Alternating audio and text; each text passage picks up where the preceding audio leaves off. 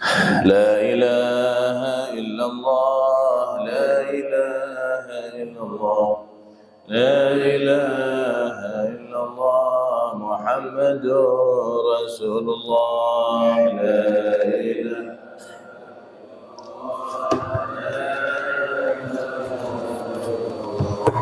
لا إله إلا الله يا حنان يا منان يا قديم الإحسان بهر جودك مليان جد لنا بالغفران لا إله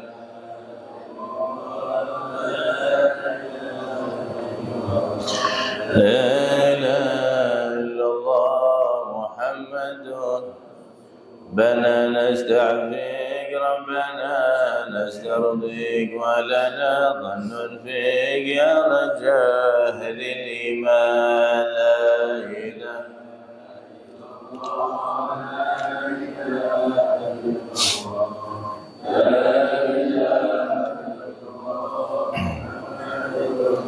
نبي الأمي وخديجة أمي والبتول الختم سيدات النسوان لا إله إلا الله لا إله إلا الله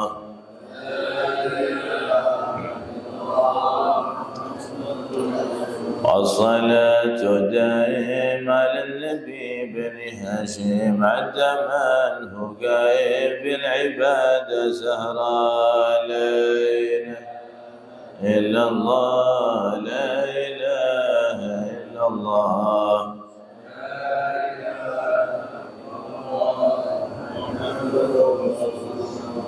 بسم الله الرحمن الرحيم نويت تعلم وتعليم تذكر وتذكير والنفع والانتفاع والإفادة والاستفادة والحث على التمسك بكتاب الله وسنة رسول الله دلالة على الهدى ودلالة على الخير ابتغاء وجه الله مرضاته قربه وثوابه سبحانه وتعالى اللهم صل على سيدنا محمد صلاة تخرجني من ظلمات الوهم وتكرمني بنور الفهم وتوضح لي ما أشكل حتى يفهم إنك أنت تعلم ولا أعلم إنك أنت علام الغيوب. السلام عليكم ورحمة الله وبركاته.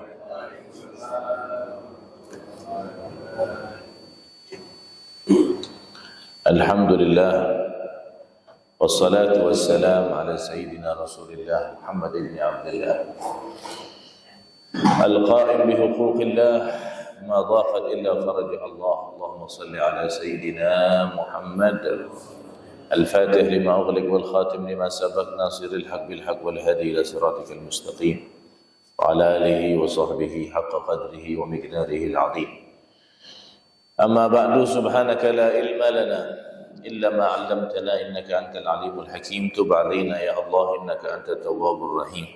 اللهم يا من مقاليد الأمور كلها بيده وإليه يرجع الأمر كله يا فتاه يا عليم افتح علينا وعليكم فتحا قريبا رب اشرح لي صدري ويسر لي أمري واحلل عقدة من لساني يفقه قولي واهد قلبي وسدد لساني بحق النبي صلى الله عليه وسلم والصحب والآل.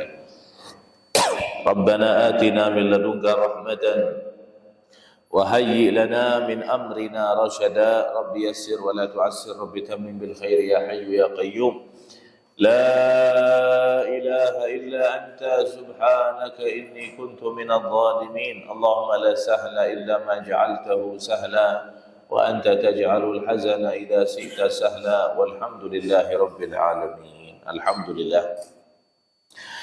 Jamaah salat subuh masjid Fastabiqul Khairat yang dimuliakan Allah Subhanahu wa taala.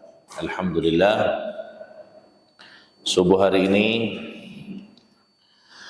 kita masih diizinkan Allah, ditakdirkan Allah, dimudahkan Allah, dipilih oleh Allah untuk bisa duduk di majlis yang mulia ini.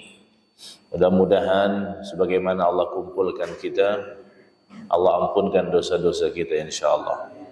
Allah panjangkan umur, Allah sehatkan badan, Allah murahkan rezeki. Yang sakit Allah sembuhkan, yang punya hajat Allah kabulkan, yang punya masalah Allah selesaikan, yang punya hutang Allah lunaskan, Yang sedih-sedih Allah bahagiakan, Allah berkahi hidup kita dunia akhirat, Allah wafatkan husnul khatimat, karuniakan keturunan salihin salihat, jadikan ilmu kita barakah manfaat, kumpulkan di akhirat bersama Nabiuna Muhammad sallallahu alaihi wasallam. Amin ya rabbal alamin. Alhamdulillah. Beberapa hari ini kita sangat sedih sekali mendengarkan berita yang mencoreng nama para pendakwah, wabil khusus Jamiatul Azhar, Universitas Al-Azhar Mesir. Ada salah satu alumninya yang bukan asli Indonesia tapi berdakwah di Indonesia, melakukan pencabulan itu ya kepada santri-santrinya yang laki-laki, jadi homo. Itu sudahlah, itu kan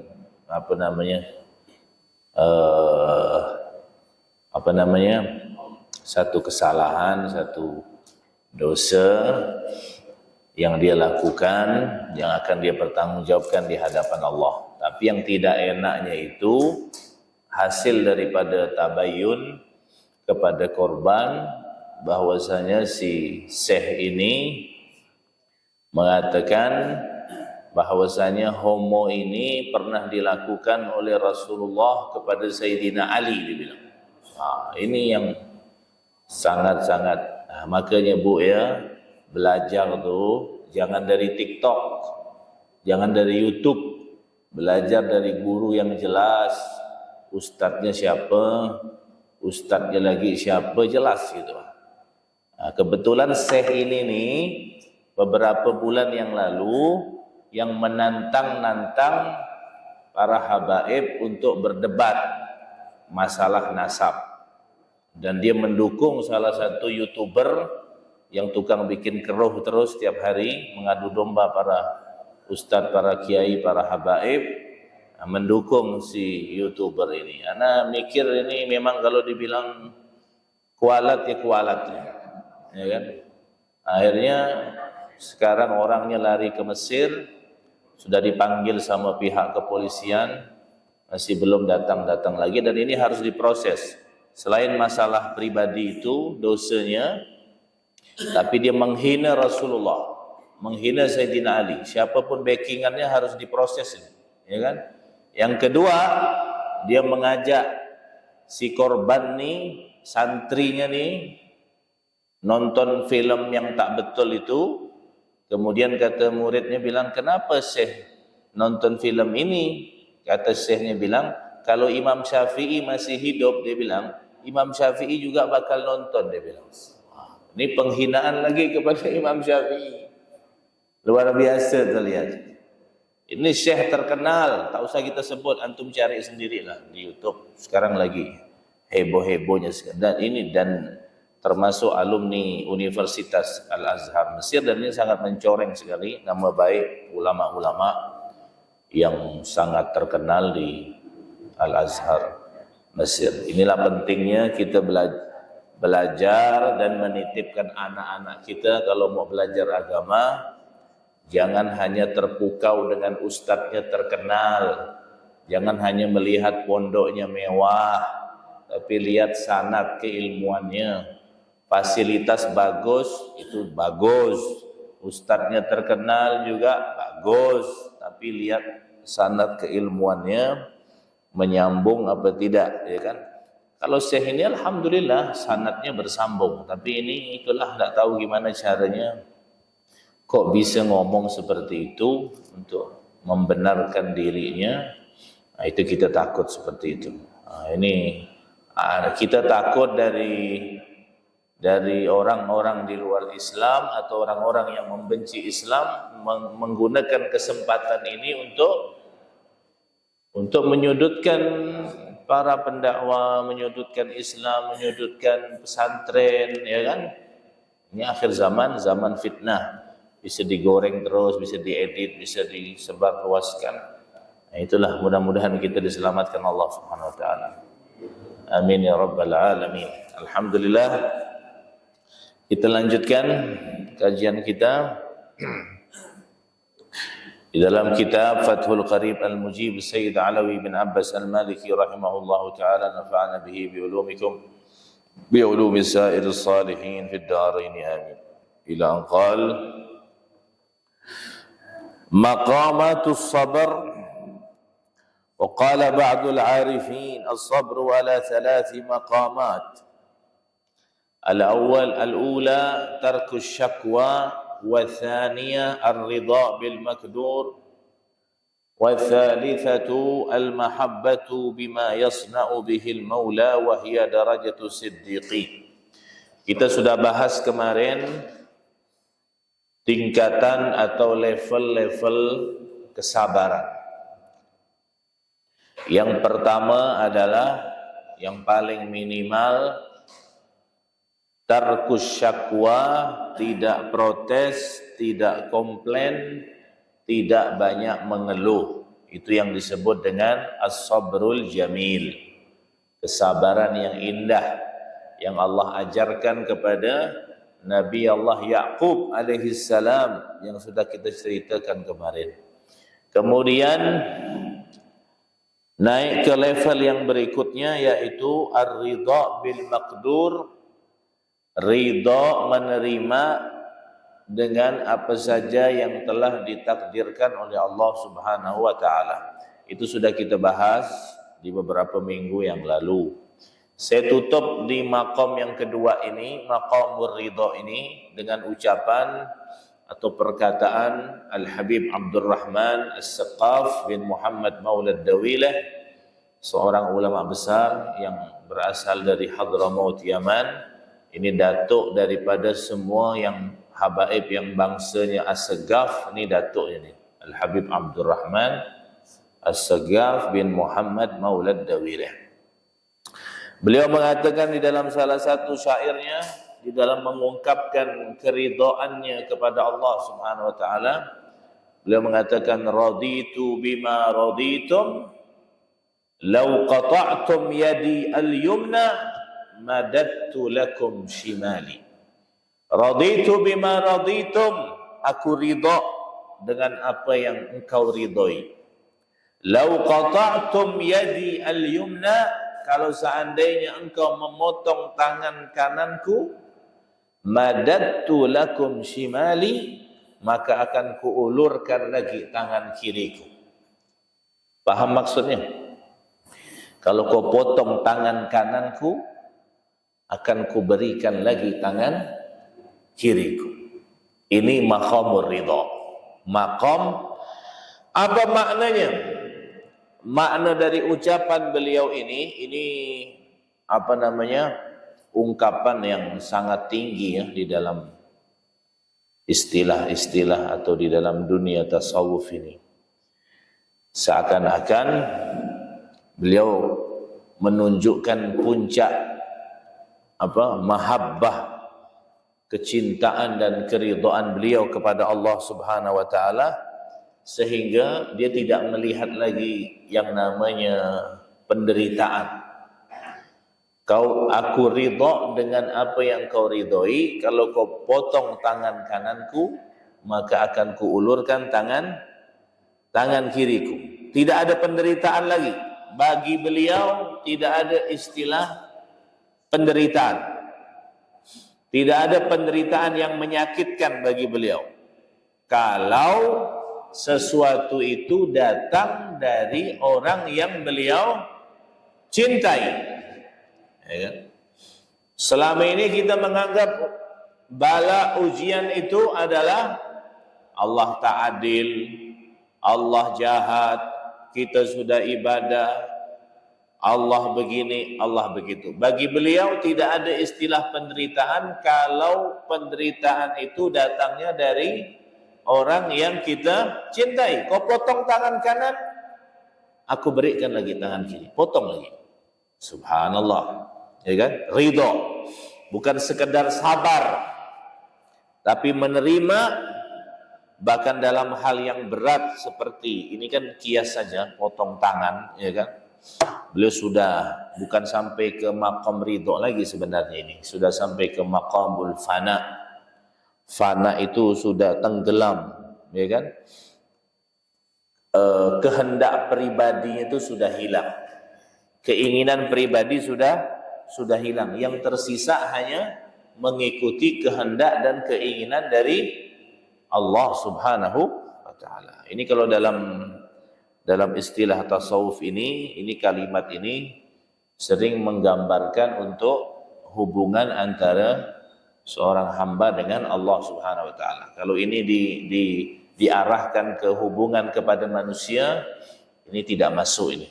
Ya, bukan hubungan manusia biasa. Tapi walaupun ada manusia mencintai manusia yang sampai ke derajat seperti itu, ya kan? Tapi yang disampaikan Al-Habib Abdurrahman As-Segaf ini, dia khitabnya itu tujuannya kepada Allah Subhanahu wa taala. Jadi arti maksud dari ucapan beliau tadi itu apa? Beliau tadi membahasakan memotong, ya. Kalau engkau memotong tangan, ya kan? Tangan kananku.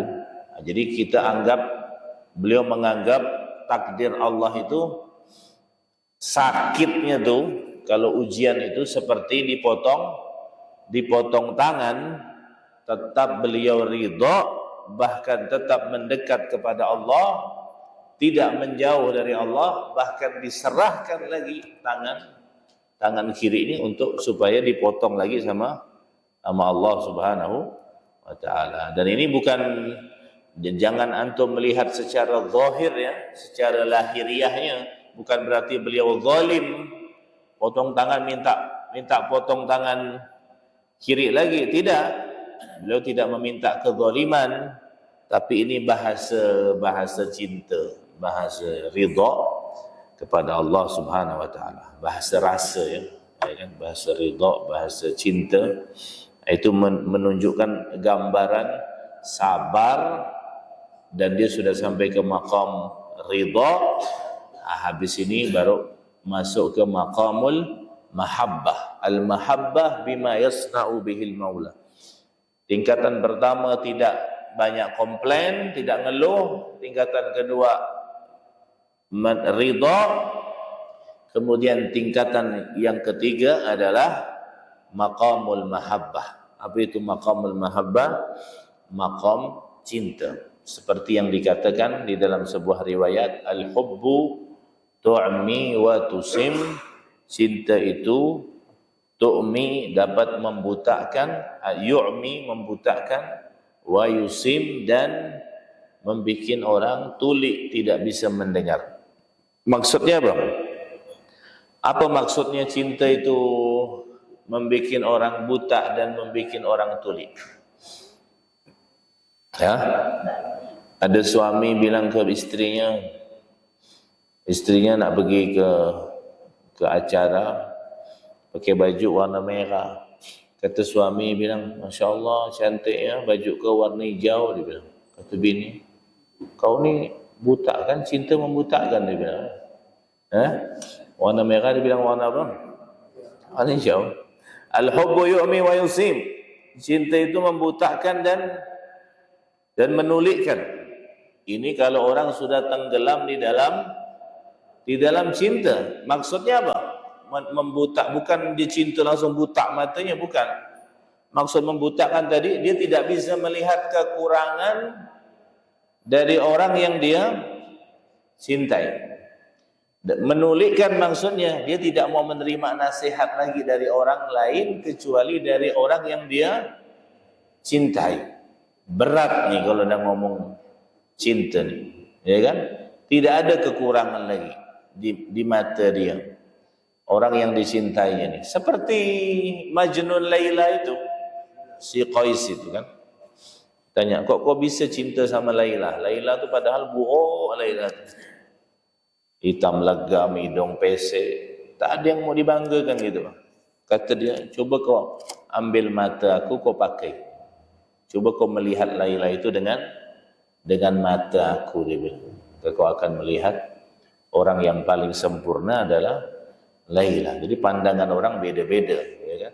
Bagi dia Laila itu udah yang paling sempurna. Dia sudah sampai tenggelam di dalam cinta sehingga tidak melihat lagi kekurangan, dan dia tuli, orang mau bilang apa dia tidak mendengar. Nah, ini biasanya dipakai di dalam cinta yang ifrat, yang berlebihan, atau bahasanya cinta yang tidak terkontrol lagi, ya. Ini biasanya juga kita alami ini di dalam kehidupan kita. Ini kalau dalam pandangan para ulama dan ahli tasawuf, ini cinta manusia kepada manusia, cinta hamba kepada hamba. Sebenarnya pada hakikatnya kalau cintanya hamba kepada Allah tidak bikin buta, malah bikin terbuka, ya kan?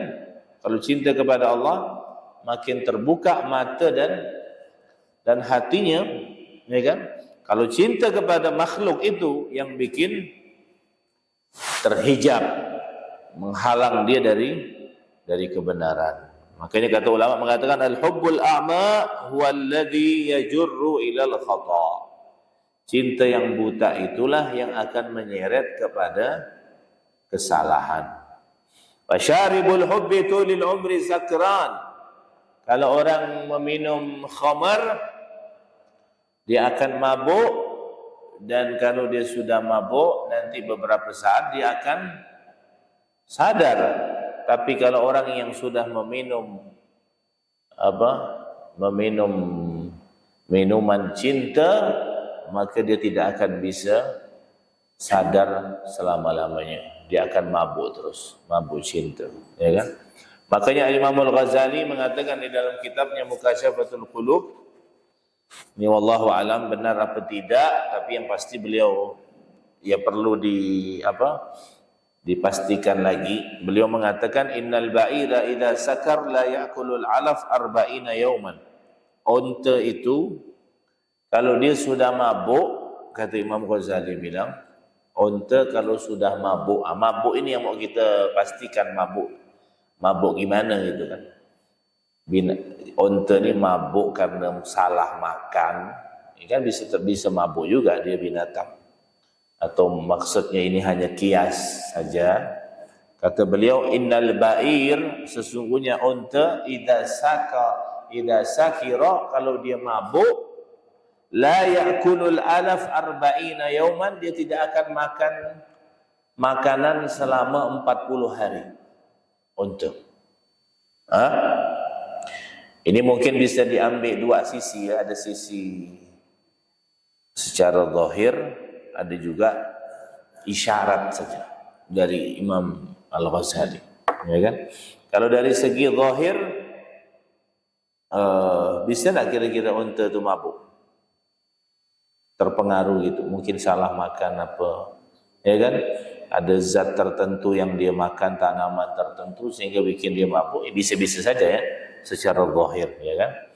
Tapi tidak ada bukti yang kuat, ya, bahwa unta itu mabuk, ya kan? Tapi bisa saja mabuk, ya kan?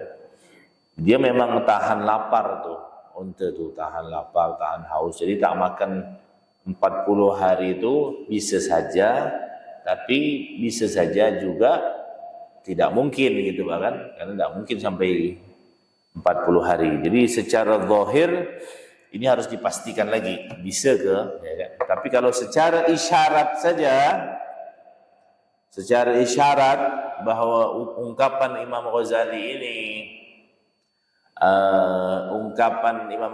ini isyaratnya ke hubungan manusia kepada Allah Subhanahu wa taala.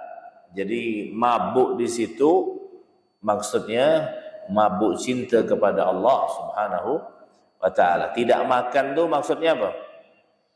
Jadi kaitannya tidak makan makanan itu maksudnya kalau orang sudah mabuk cinta kepada Allah, dia tidak lagi condong kepada kenikmatan dunia. Itu maksudnya tidak makan makanan. Arba'ina yauman 40 hari. Kenapa harus 40 hari? Karena biasanya sempurnanya proses orang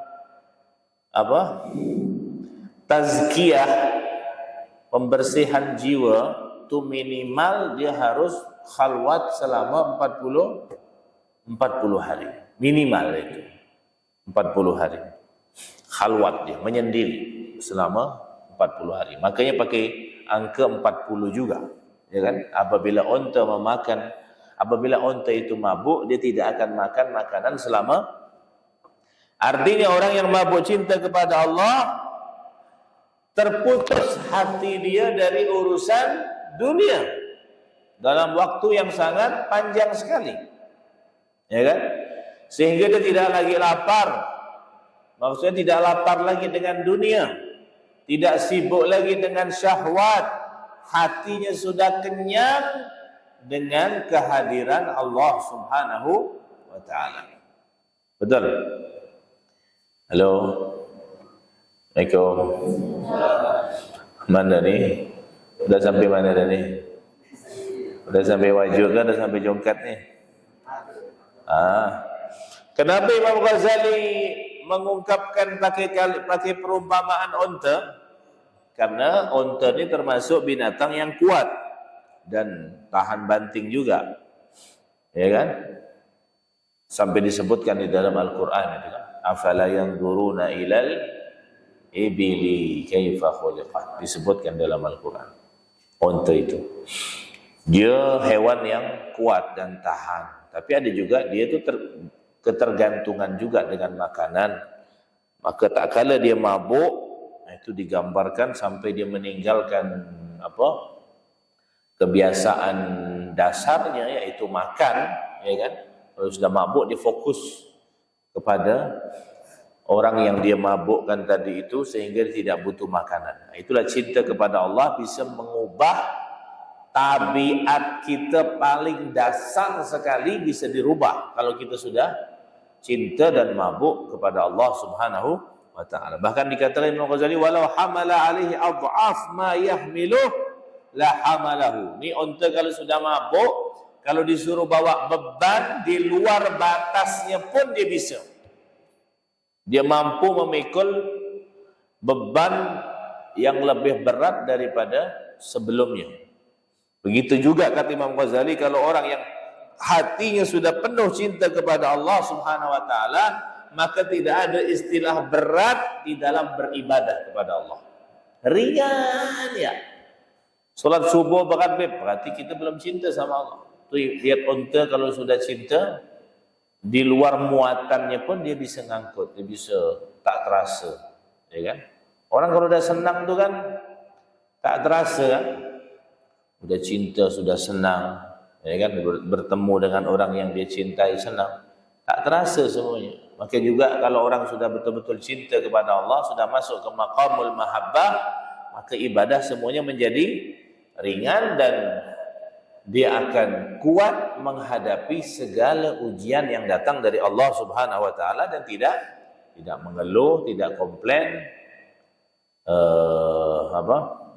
tidak protes. Sebagaimana orang yang jatuh cinta, dia akan rela berkorban tanpa terasa berat, seperti yang disampaikan oleh Al-Imam Al-Ghazali alaihi rahmatullah. Kenapa? Listiyaqihi ila mahbubihi, karena dia sudah rindu kepada orang yang dia cintai. Maka kata Imam Ghazali menasihati kita, fa idza kana min sya'nil ibil an tatruka syahwataha wa tahammul al-haml ath-thaqil li ajli mahbubiha, fa hal antum taraktum syahwata muharrama li ajli Allah? Kalau unta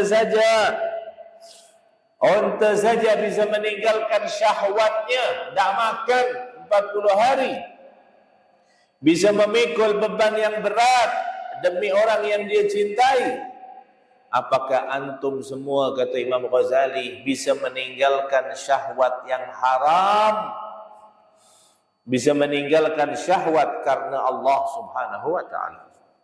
Wa hal taraktum ta'aman wa syaraban li ajlillah? Sehingga kau bisa tak meninggalkan makan dan minum hanya karena Allah. Berpuasa maksudnya ya. Berpuasa. Wahal hamad maknanya. Cintanya hanya sekedar pengakuan saja. La tanfa' fid dunya wala fil uqbah wala indal khalaq wala indal khaliq. Tidak ada manfaat cintanya. Di dunia tak ada manfaat, di akhirat tidak ada manfaat. Makanya Imam Ghazali menggambarkan seperti unta itu. Ini kalau sudah masuk ke maqamul mahabbah, agak sedikit dalam pembahasannya. Sampai Syekh Ibrahim Al-Khawwas, Syekh Ibrahim Al-Khawwas ini satu zaman dengan Al-Imam Junaid Al-Baghdadi, abad ketiga Hijriah, seorang ulama sufi besar. Dia digelar Al-Khawwas. Al-Khawwas itu artinya tukang kebun. Dulunya dia asli tukang kebun. Tiba-tiba bertaubat kepada Allah, kemudian dia menjadi tokoh sufi besar. Namanya Ibrahim Al-Khawwas. Beliau pernah ditanya tentang cinta. Apa maknanya cinta? Ya kan? Su'ila Ibrahim anil muhabbah. Ibrahim Al-Khawwas ditanya tentang mahabbah. Apa itu yang dimaksudkan mahabbah? Cinta kepada Allah Subhanahu wa taala. Maka kata beliau ni, cinta tu ada 3 kriterianya. Tapi berat semua ucapan beliau ni. Kata beliau yang pertama apa? Cinta kriteria yang pertama adalah mahwul iradat. Mahwu artinya menghapus, al-iradat kehendak-kehendak diri atau keinginan-keinginan. Menghapus semua keinginan diri kita.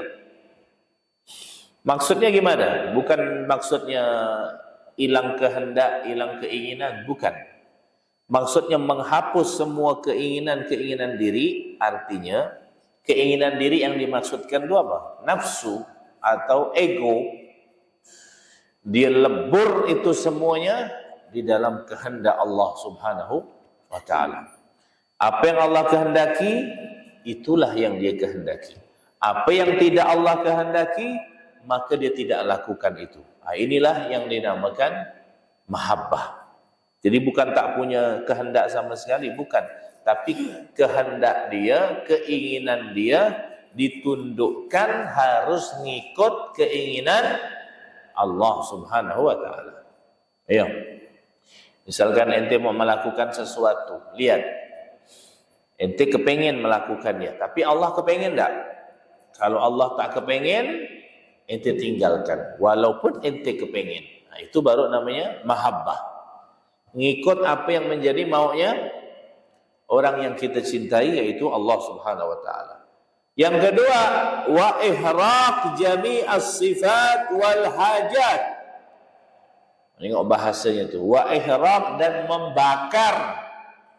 Membakar apa? Jami'as sifat, semua sifat, wal hajat, dan kebutuhan-kebutuhan pribadi. Itu semuanya dibakar kalau orang sudah cinta kepada Allah Subhanahu wa taala. Maksudnya membakar sifat itu apa?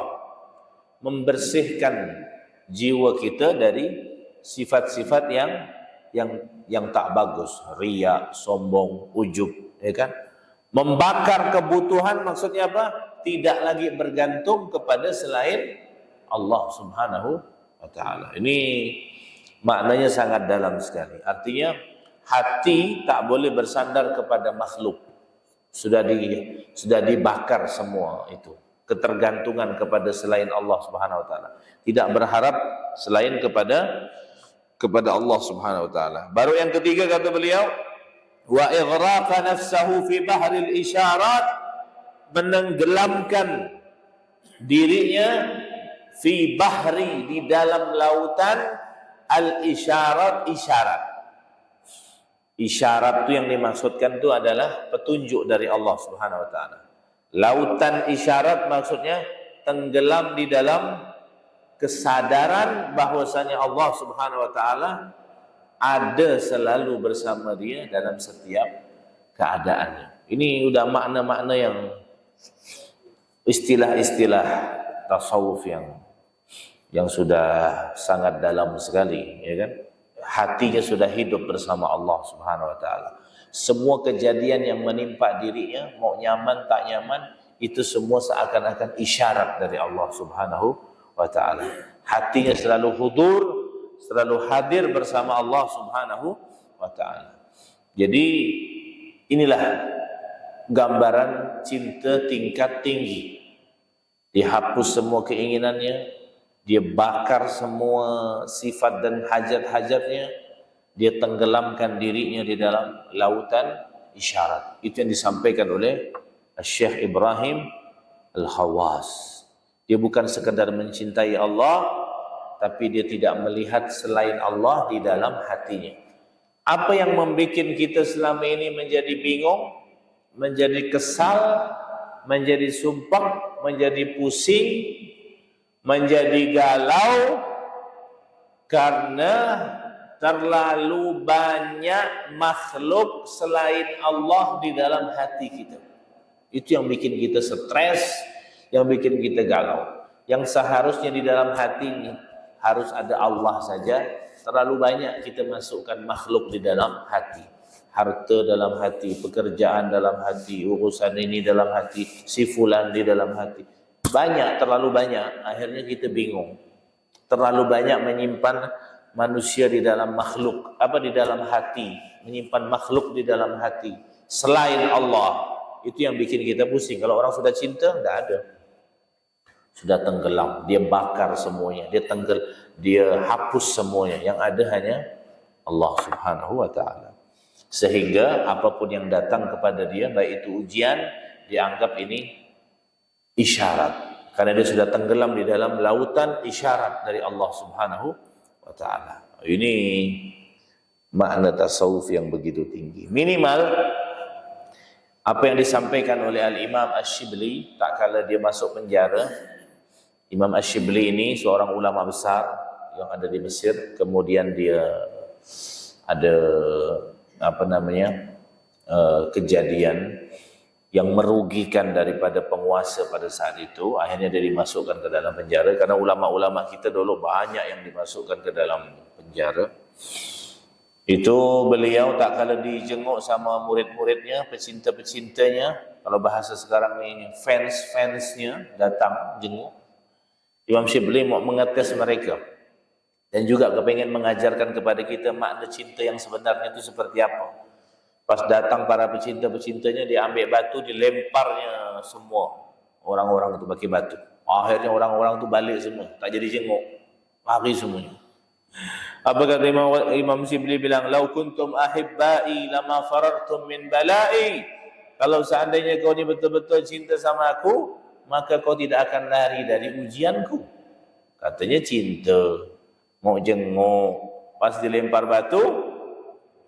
Kalau kita mikirkan, kalau kita jadi yang bercinta itu, dilempar batu, tak waras ni, syekh ni, masa kita datang, wala dikasih kopi kan, batu pula dilempar. Misalnya ente datang ke rumah anak tu, wala nak kasih air, wala nak kasih apa, dilempar batu. Lari semuanya, udahlah lari, habis lagi syekh dia omong-omongkan kan, tak waras syekh ni, dia bilang. Padahal kat syekh, makna tasawuf yang begitu dalam ini yang diajarkan oleh Al-Imam Ash-Shibli. Di antaranya apa? Ujian itulah bukti cinta. Nah, itu Imam Shibli kepengen mengajarkan kita bahwa bukti cinta itu adalah ujian. Cinta sejati itu tidak dengan ucapan, tapi harus berbentuk praktek langsung, sabar terhadap bala, ujian. Orang yang betul-betul cinta, dia tidak akan lari di saat diuji, ya kan? Bahkan kalau dia melihat ujian pun, dia menganggap ujian ini sebagai kedekatan dia kepada Allah Subhanahu wa taala. Idza ahabballahu 'abdan ibtalah. Kata Rasulullah, kalau Allah cinta kepada seorang hamba, Allah akan uji. Berarti dia menganggap ujian ini adalah cara Allah kepengen dekat kepada, bukan dipandang, diartikan yang sebaliknya. Oh Allah jahat, Allah begini, Allah tidak adil. Salah, karena dia belum sampai ke maqamul mahabbah. Karena siapapun orang bisa mengklaim bahwa dirinya cinta. Anda tanya jamaah, cinta tak sama Allah? Semua bilang cinta. Orang Yahudi pun bilang cinta sama Allah.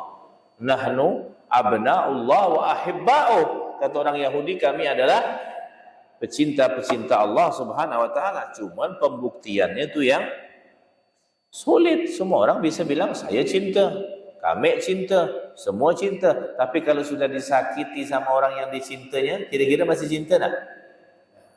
Kecewa tak? Kalau diuji, belum tentu kita bisa menerima ujiannya, ya kan? Tidak diperlakukan sesuai dengan harapan, kira-kira masih cinta tak? Nah, ini berat, ya kan? Biasanya orang kalau sudah disakiti, sudah dikasih ujian, diberikan sesuatu yang tidak sesuai dengan harapan, cintanya akan hancur, runtuh, ya kan? Jadi cintanya masih karena sesuatu, bukan tulus cintanya. Nah, ini isyarat juga, isyarat dari Al-Imam Asy-Syibli. Ini bukan sekedar tentang cinta kepada manusia ya, tapi ini isyarat dari Al-Imam Asy-Syibli. Kalau orang betul-betul mengaku cinta kepada Allah, kenapa kok dia lari dari ujian hidup, ya kan? Dari ujian hidup yang Allah berikan kepadanya, kenapa dia lari, ya kan? Kenapa dia mengeluh di saat Allah memberikan kesulitan dalam urusan rezekinya, dalam urusan kehidupannya, ya kan? Padahal ujian itu adalah tanda bahwa Allah sedang jatuh cinta kepada dia. Jadi bedakan antara cinta palsu dengan cinta sejati. Kalau cinta palsu dikasih ujian dia lari. Kalau cinta sejati dikasih ujian, dikasih sakit, dia tetap setia menikmati daripada ujian dan sakit itu. Memang berat, kita ngomongnya nyaman memang, tapi untuk mempraktikkannya berat. Tapi minimal kita harus tahu bahwa cinta yang sebenar-benarnya itu seperti ini, sehingga kita bisa bercermin diri kita, biar kita tidak terlalu kepedean bahwa kita ini tidak ada apa-apanya sebenarnya tingkatan kecintaan kita kepada Allah Subhanahu wa taala. Ya, sekelas Imam Syibli, nanti setara dengan dia Rabi'ah Al-Adawiyah, Junaid Al-Baghdadi, Imam Al-Ghazali dan Atha'illah As-Sakandari dan banyak sekali tokoh-tokoh sufi. Rata-rata ungkapan-ungkapan dia seperti ini, membahas tentang al-mahabbatul khalisah, cinta yang murni. Jadi kita harus merubah cara pandang kita terhadap bala, terhadap ujian. Selama ini kita menganggap ujian itu apa? Kalau kita dapat ujian, kita selama ini menganggap ujian itu apa? Musibah, apalagi hukuman Allah, takdir, ya kan? Sehingga kalau kita sudah menganggapnya seperti itu yang bikin hati kita akhirnya memberontak kepada Allah Subhanahu wa taala. Tapi kalau ente rubah nih cara pandangnya nih, di saat dapat ujian, di saat dapat bala, ente anggap bala ini adalah risalah atau tarbiyah. Risalah adalah pesan dari Allah atau pendidikan dari Allah Subhanahu wa taala. Maka setiap kita kena ujian, kita langsung ucapkan di dalam hati kita, hadza minallah. Ini dari Allah, dan pasti di dalam ujian ini ada maksud yang baik dari Allah Subhanahu wa taala. Sehingga kita akan keluar dari ucapan, dari lisan kita, alhamdulillah, ya. Alhamdulillah ala kulli hal. Alhamdulillah ala kulli hal, khair insyaallah, asa ayyakuna khairan, insyaallah semuanya ada baik. Jadi bukan sekedar kalimat biasa ya. Ini cara pandang ini. Jadi harus dibiasakan, dapat ujian, khair insyaallah. Oh, ini pendidikan dari Allah. Ini cara Allah kepengen cinta sama saya. Ini pesan-pesan dari Allah. Jadi jangan dipandang lagi bala itu adalah musibah atau hukuman dari Allah Subhanahu wa taala. Tidak boleh kita menganggap seperti itu. Jadi pisahkan antara rasa sakit di saat mendapatkan ujian dengan protes kepada Allah Subhanahu wa taala. Orang kalau dapat ujian, nangis boleh tak?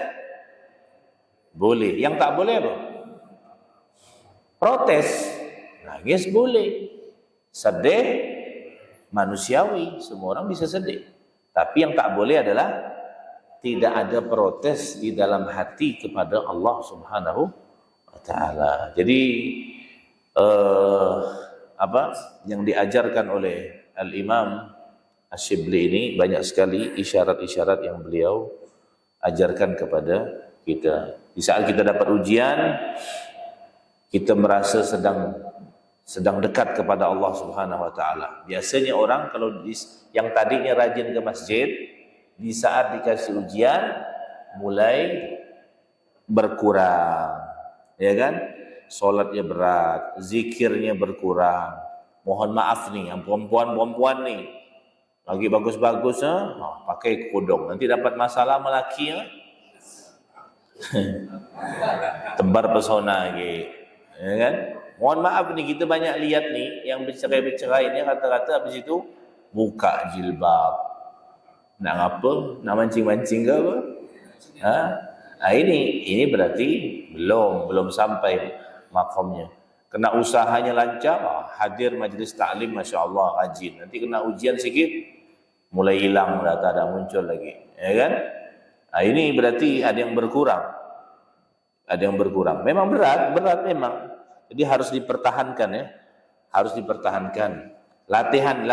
Kata ulama, latihan untuk supaya kita sampai ke maqamul mahabbah, maqamul ridha, minimal tiap hari itu kita baca la ilaha illallah al-malikul haqqul mubin sama hasbunallah wa ni'mal wakil. Minimal 100 kali. Terapi pelan-pelan. Tiap hari ini latihan praktisnya. Hasbiyallahu ni'mal wakil sama la ilaha illallah al-malikul haqqul mubin atau la ilaha illa anta subhanaka inni kuntu minadh dhalimin. Itu para sufi menjelaskan kita kepada itu. Itu maqamul mahabbah. Di atas maqamur ridha. Nanti ada istilah dari para sufi di dalam maqamul mahabbah. Nanti ada al-mahabbah, ada al-wud, ada al-khullah, ada 4 tingkatan nanti yang dibahas sama ulama-ulama sufi, tingkat cinta kita kepada Allah Subhanahu wa taala. Udah isyraq ke? Belum. Isyraq ini udah. Ini belum. Nanti insyaallah kita jelaskan lagi maqamul mahabbah yang dijelaskan oleh ulama-ulama sufi. Ada 4 istilah yang sering dipakai di dalam menjelaskan atau menggambarkan tingkat cinta kita kepada Allah Subhanahu wa taala. Yang pertama al-mahabbah, yang kedua al-wud, yang ketiga al-ishq, yang keempat al-khullah, dan itu yang paling tinggi yang didapati oleh Sayyidina Nabi Allah Ibrahim alaihissalam al-Khalil wa ala nabiyina afdhalus salati wassalam. Al-mahabbah bima yasna'u bihil maula. Cinta dengan apa saja yang diperlakukan Allah Subhanahu wa taala kepada dia. Jadi seorang hamba mencintai Allah bukan karena nikmat yang Allah berikan kepada dia, tapi dia mencintai Allah karena memang Allah berhak untuk dicintai. Kan ada, maka nanti dibedakan sama ulama, ada mahabbatun ni'am, ada mahabbatuz zat. Ada cinta karena nikmat, ada cinta kepada zatnya, yaitu Allah Subhanahu wa taala. Nanti itu dibedakan sama ulama antara mahabbatuz zat dengan mahabbatun ni'am. Insyaallah di minggu akan datang kita akan lanjutkan lagi tentang maqamul mahabbah ini. Wallahu a'lam bishawab. Ada pertanyaan? Sambil nunggu isyraq. Tapi jangan mengacau nanya. Tak ada Pak RT. Selain Pak RT berarti tidak ada yang nanya. Mohon maaf ya, pembahasannya agak dalam sedikit. Ana lihat antum ngantuk-ngantuk semua, ya kan? Ya begitu sudah pembahasannya seperti itu. Wallahu a'lam. Makanya jangan dibiasakan mandang ustaz tuh karena lucunya saja. Nanti kalau ustaz tak lucu, ngantuk semua. Kita belajar ni mau nyari ilmu yang bukan. Nanti ustaznya pun harus cerdas-cerdas juga. Bagaimana caranya biar jamaah tidak ngantuk, kan begitu. Ya, tapi insyaallah ada pembahasan-pembahasan yang memang serius. Ada pembahasan-pembahasan yang memang bisa ada guyon-guyonnya sedikit. Tapi insyaallah yang penting niat kita betul mencari ilmu InsyaAllah ilmu kita barakah manfaat. Tak ada pertanyaan? Ibu-ibu tak ada nanya juga? Udah, tak ada. Wallahu a'lam bishawab. Subhanakallahumma bihamdika asyhadu an la ilaha illa anta astaghfiruka wa atubu ilaik. Wassalamualaikum warahmatullahi wabarakatuh.